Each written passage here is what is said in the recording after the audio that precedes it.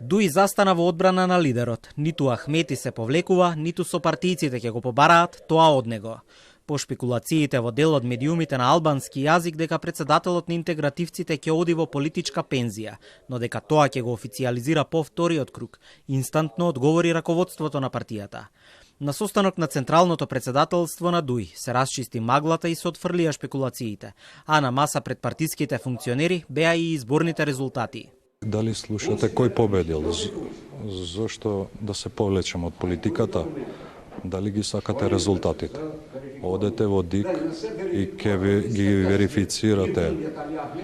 Ако можете да видите за 25 години дали имало еден пораз на Али Ахмети.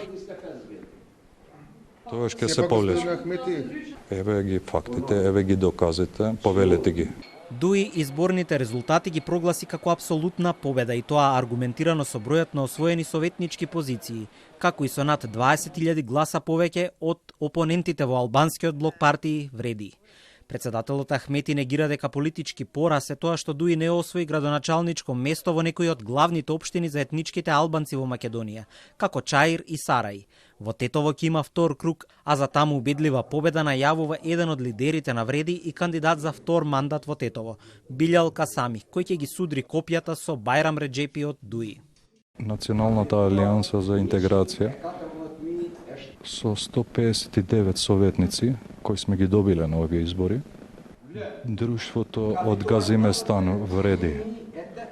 Тие освоја 91.000 гласа.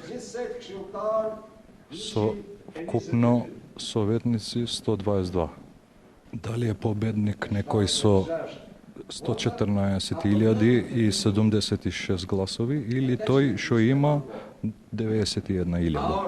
Ќе продолжиме уште посилно за да пристапиме до секој гласач и да докажеме дека победата во вториот круг ќе биде уште поубедлива и да докажеме дека народот ќе го оцени кој кандидат ќе биде најдобар за нивните, за решавање на нивните проблеми и која програма е најдобра за нив, а не за теми кои не се реални во конкретниот случај за изборите кои се на локално ниво.